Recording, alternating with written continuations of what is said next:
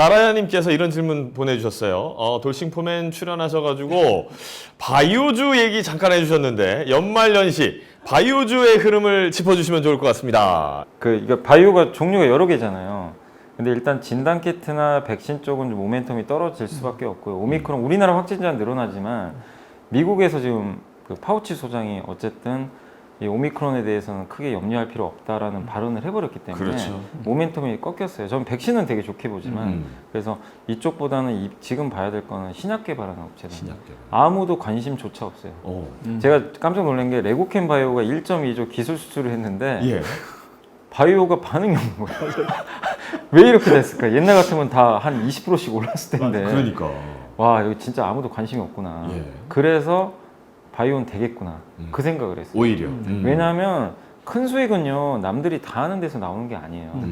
그러니까 삼성전자도 그 굴욕을 받으면서 모으신 분이 지금 수익 난 거잖아요. 그렇죠. 얼마나, 불과 한 달 전에만 해도 전자 얘기만 하면 욕할 때였어요. 근데 지금 분위기 바뀌어버렸잖아요. 바이오 지금 똑같아요. 예. 바이오 개인 투자자도 고통도 너무 크고. 근데 왜 신약 개발에 그냥 단지 간다가 아니라 너무 기업들은 솔직히 어려워요. 뭐가 성공할지 모르겠지만.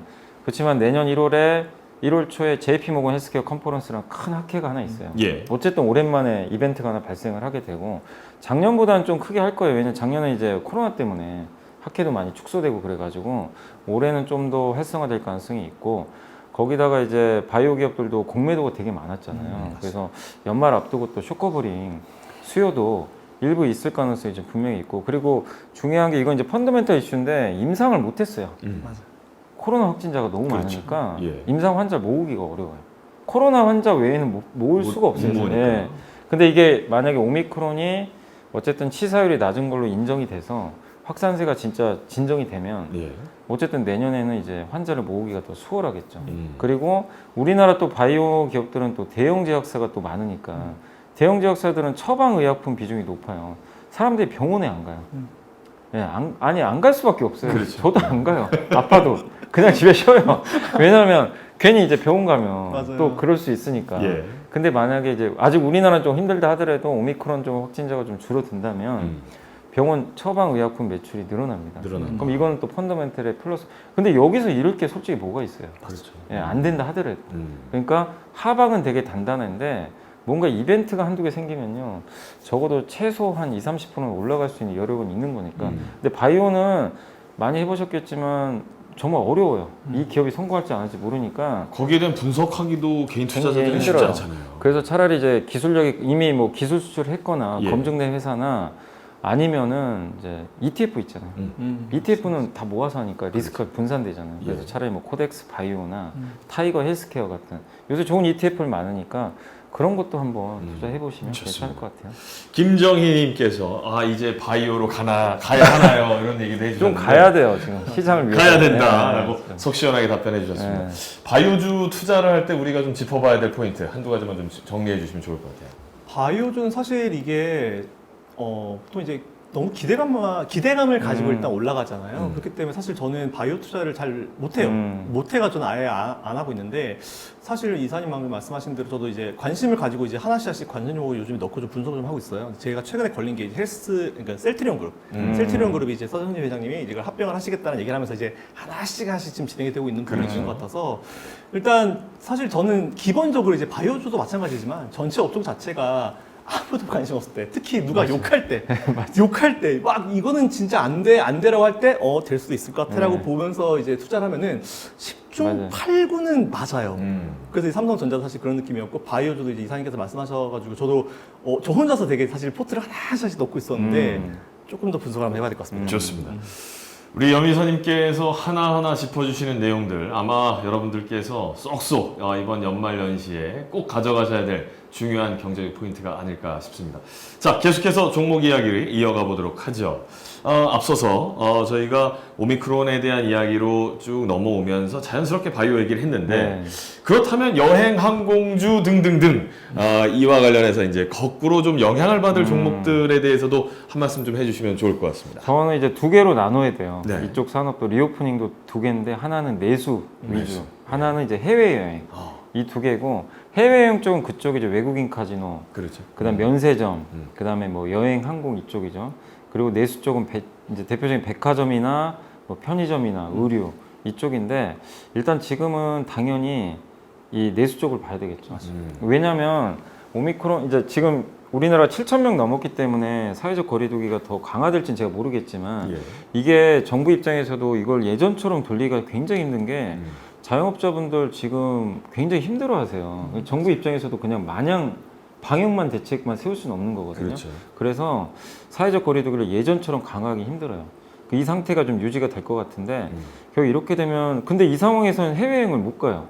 동남아 여행을 스케줄 잡으신 분들 다 지금 취소하고 있는 것 같고 그렇게 본다라면 이 수요들이 어디로 가겠습니까? 다 내수 쪽으로 가요. 그래서 내수 쪽에서 백화점이 계속 잘 될 것 같아요. 왜냐하면 해외여행을 가려는 그 수요층은요, 이 고가 제품에 대해서는 굉장히 좀 이렇게 그 소비하는 좀 여력들이 좀 있으시기 때문에 예. 이 내가 어차피 지금 해외여행 못 가는 이 소비를 백화점을 돌려버려요. 그래서 올해 상반기에 백화점 매출이 장난 아니었어요. 엄청 좋았던 게 그것 때문에 해외여행을 가고 싶은데 못 가니까. 예. 그래서 백화점 가서 비싼 의류 사고 명품 백 사고 이거는 좀 더 연장될 것 같아요. 근데 우리나라 백화점 업체들 PER이 5-6배예요. 전 그거 보고 이건 너무 심하다. 아니, 이 회사들이 망하는 것도 아닌데 그러니까 시장이 그만큼 오해를 하니까 붕괴되더라고요. 근데 그런 오해 때문에 항상 엄청난 기회가 생기는데 개인 투자분들은 그걸 무시해요. 그냥. 예. 망하는 줄 알아요. 진짜 가격만 보고. 그러니까 제가 항상 말씀드린 게 뭐냐면 기업을 좀 내가 통찰력을 발휘해서 기업을 좀 속을 좀 뚫어다 봐라. 예. 그 얘기를 하는 게 주가는 빠지지만 백화점은 안 망하거든요. 그러니까 제 얘기가 틀릴 수도 있지만 만약에 그게 맞는다면 제 의견이 그럼 엄청나게 싸게 사는 거예요. 그렇죠. 예. 근데 이게 뭐 백화점이 구조적으로 성장하는 건 아니니까 싸게 잡아서 한 20-30% 수익만 내면 돼요. 1년에 한 기업에서 20-30% 수익은 엄청 큰 거예요. 근데 되게 쉬운 거거든요. 안 해요. 갖고 있는 사람도요. 물리니까 다 던져버려요. 밑에다. 맞아요. 공포심 때문에. 거의 크라우나 치면서 선생님이 얘기하셨던 포인트하고 거의 비슷합니다. 근데 저는 여민사님이랑 저랑 일단 뷰가 똑같습니다. 똑같습니다. 그래서 제가 너무 좋아하는 분이고 예. 그 백화점 말씀 나오셔서 좀 저도 첨언을 하면 간단해요. 여러분들이 그냥 생활에서 주식을 찾으시면 된다는 부분인데 이번에 코로나 문제가 발생하면서 뭐가 생겼냐면 명품 매장 가보시면은 앞에서 이제 예약을 해요. 예약을 맞아, 한 다음에 맞아. 이제 뭐 저는 사실 이제 어떤 선물을 사러 갔을 때 모 매장을 갔는데 예약 아침에 한 10시쯤 갔나? 그래서 예약 대기 번호가 130번이래요. 그래서 제가 아니 불과 한 40분 늦게 갔는데 오픈보다 130번이라길래 맞아. 야 이걸 사야 되나 말아야 되나 하다 거기서 이제 계속 밥 먹고 돌다가 결국은 보고 왔는데 더 웃긴 거는 제가 직원한테 물어봤어요. 산대요 또 그거를. 왜 산대요. 예. 그런 얘기 들으니까 아, 너 또 안 사기 또 애매한 거야. 그러니까 이런 분위기를 보셔가지고 이런 게 사실 없었어요. 없었는데 이런 게 생기면 그만큼 수요가 많이 몰렸다는 얘기고 그 사람들도 뭐 거리두기 문제도 있긴 하지만 그런 것들 여러분 다 판단하셔가지고 투자를 하실 때 사실 내 생활에서 찾는 게 사실은 제일 정확하고 제일 확실한 방법입니다. 좋습니다.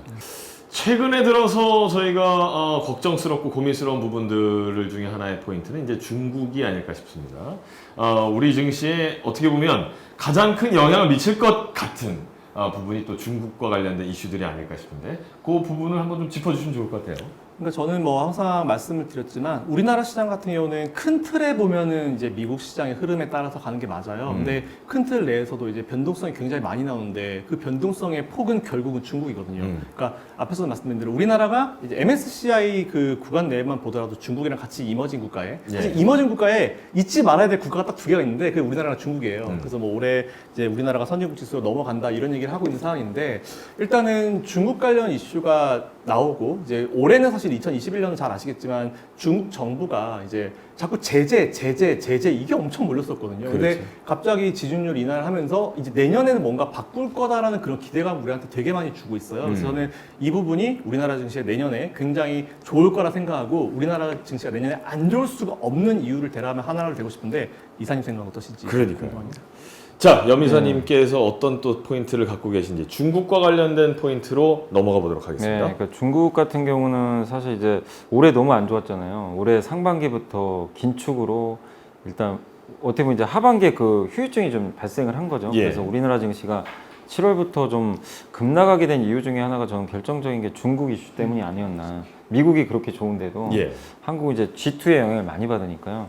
그래서 중국의 긴축 스탠스가 좀 바뀌느냐가 관건인 것 같은데 일단 다행히 그 스탠스가 이제 바뀐 것 같아요. 그러니까 중국이 지금 목표로 하는 거는 일단은 이제 전문가들 얘기하는 걸 이렇게 딱 그 종합해 보면 두 가지 같아요. 결국에는 이제 그 공동부유, 공동부유를 통해서 시진핑이 장기 집권을 해야 되거든요. 예. 그런데 너무 양극화가 심하면 이제 인민들의 불만이 커지니까 중산층을 키우겠다. 이 부자들 좀 잡고. 그래서 공동부유를 하려고 하니까 규제가 엄청 들어갔잖아요. 그렇죠. 그럼 거기에 이제 산업들이 막 피해를 보고 우리나라 대표 소비주들이 또 그래서 피해를 좀 받았던 거고 네. 그게 좀 컸었고 그러다 보니까 부동산도 막 잡은 거죠. 그렇죠. 그럼 부동산 개발도 잘 안 되고 그러니까 헝다가 던진 자금돌이 네. 지금 여기까지 왔다. 맞아요. 이런 얘기들 네. 나옵니다. 그래서 이제 우리나라 좀 피해를 받았고 예. 또 한 가지가 이제 미국과 중국이 사실은 관계가 이게 좋아지긴 굉장히 힘들어요. 장기간. 그러니까 중국도 장기전 대비하는 것 같아요.